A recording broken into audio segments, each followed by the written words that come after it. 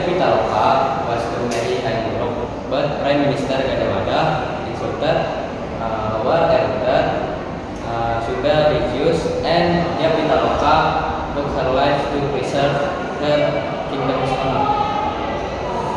Thanks, Akbar. You're a big help.